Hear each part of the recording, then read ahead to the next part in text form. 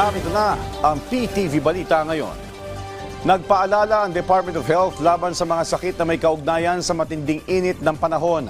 Babala ng DOH, kabilang sa mga ito ang heat stroke na posibleng dulot ng matagal na pagkakabilad sa araw at matinding init ng temperatura. Seryoso nila ang ganitong kondisyon lalo't posibleng mawalan ng malay ang isang tao kung hindi agad makakatanggap ng atensyon medikal. Samantala, una na nag-abiso ang pag-asa na posibleng umabot sa 46 degrees Celsius ang temperatura sa Metro Manila ngayong March 3. Ang ganitong mga temperatura ay maaaring humantong sa heat cramps o pamumulikat, heat exhaustion o pagkahapon na may mga sintomas tulad ng pagkapagod, pagkahilo, sakit ng ulo at pagsusuka.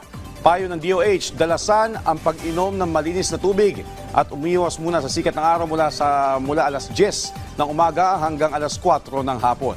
Mababatid na sinuspindi ang ilang klase sa Metro Manila ngayong araw dahil sa inaasahang matinding init ng panahon. Ipinagmalaki ng Bureau of Immigration o BI ang muling pagbabalik sigla ng turismo sa bansa. Alinsunod sa adhikain ni Pangulong Ferdinand R. Marcos Jr. na mapalakas ang ating ekonomiya. Ayon sa ahensya, umabot sa higit 14.7 million ang naitalang international arrivals noong 2024 na malapit na sa pre-pandemic record na 17 million noong 2019. Batay sa kanilang record, mga Korean national na nagbabakasyon sa bansa ang pinakamarami na umabot sa 1.7 million arrivals habang pumapangalawa naman ang US na may 1.3 million at nasa 500,000 naman ang mga turistang galing sa China. Ayon sa immigration, patuloy ang kanilang commitment na suportahan ang adhikain ng pamahalaan sa country's tourism recovery na isa sa naapektuhan ng pandemya. Ito ay sa pamamagitan ng visa extensions at immigration services para makainganyo pa na mas maraming turista na bumisita at magtagal sa Pilipinas.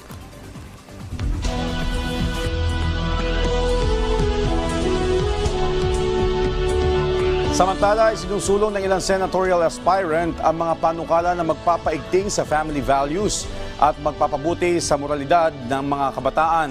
Sa kanyang pagbisita sa Iloilo City, binigyan din ni dating Senador Manny Pacquiao ang Family Values Strengthening Act na nagsusulong ng faith-based family programs at values formation. Anya, mahalaga rin ang expanded anti-pornography law na naghihigpit sa mga indecent online content, materials na posibleng makaapekto sa moralidad ng kabataan. Bahagi ng aktibidad ng boxing champ ang paglilibot sa mga Christian communities sa iba't ibang probinsya.